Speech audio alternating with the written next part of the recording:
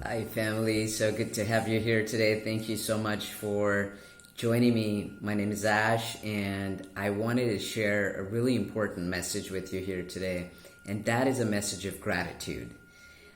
There's a lot of times in our lives things happen and they don't always go the way we would have liked them to go, or there's a bunch of circumstances or phases in our lives where things are really challenging. And and it's really hard at that point to start to think of anything that you can feel grateful for, that you can feel positive about. And so it's those moments when, and sometimes when they keep coming on, we start to get into a phase where we go lower and lower and deeper into depression and anxiety and fear, and then each of those things in our minds start to become bigger, and then they get compounded because there's yet another set of circumstances, and they're always out there and they're going to keep coming, that keep compounding the situation, and then it's a southward movement, sometimes very rapidly. So I want us to think here today about how we can build gratitude and feeling grateful into our lives so we can start to see things with a silver lining. I know sometimes when we're in a situation, it's really hard for us to imagine there's good things that are going to come out of this, or this could possibly be one of the biggest blessings that's come my way, or maybe ultimately all will work out and it's going to be okay. Because at that moment in time, you're so overwhelmed with all the emotion or the stress or whatever the combination of that may be, pushing you down and making it hard to even begin to think of how to deal with it. Forget about starting to feel grateful for it. But if we start to practice gratitude and feeling grateful on a regular basis, it becomes easier. And this is a strategy to cope.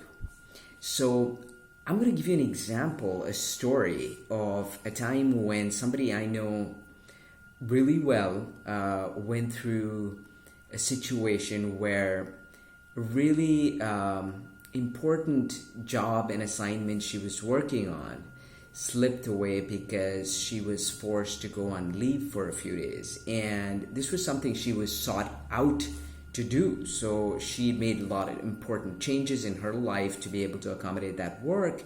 And just because she was away for a few days, they took it away from her.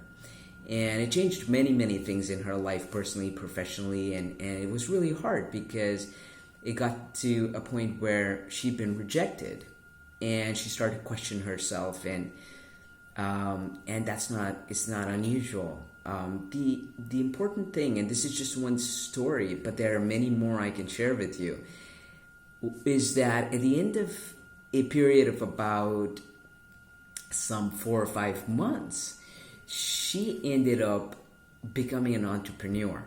She set up something of her own that not only allowed her to manage the many pressures that she actually ended up taking leave because of in the first place, because of which she lost that particular assignment, but she could do all that she needed to do in terms of managing and juggling the many dimensions of her life, and set up something where she would own it, and she had the flexibility of doing it exactly the way she wanted, when she wanted, and from where she wanted.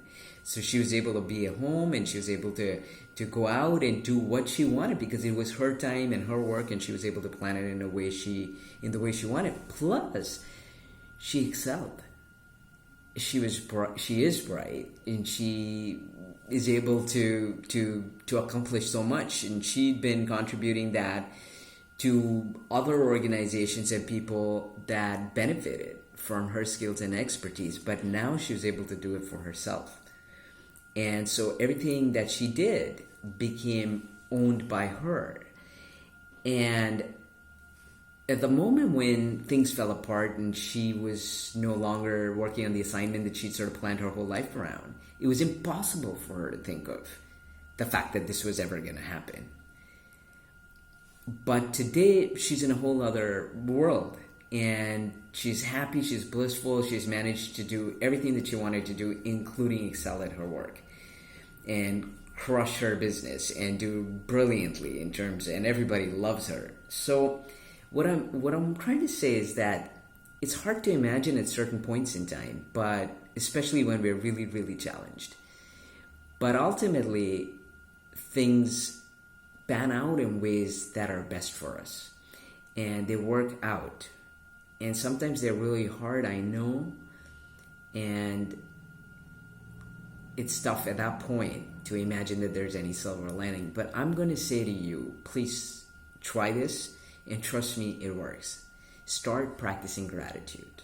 With every situation you're in, think of what it is that you could be feeling grateful for. What is the silver lining in this? Try and look for the silver lining. Think of the things that you're grateful for. And if it isn't relevant to that situation, what really matters in your life that you're feeling grateful for? Try and move toward thoughts that allow you to feel gratitude. And that will help train you to deal with situations when they come, and they will come, that challenge you, where you'll be able to keep the peace, cope with it, and be able to feel the gratitude and all that you're thankful for. And that will help see you through those moments. Those moments will come. They're just a part of the way that our lives are made up.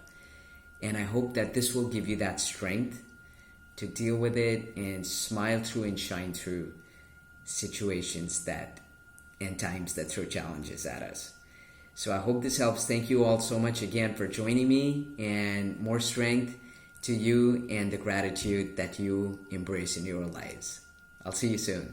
Thank you.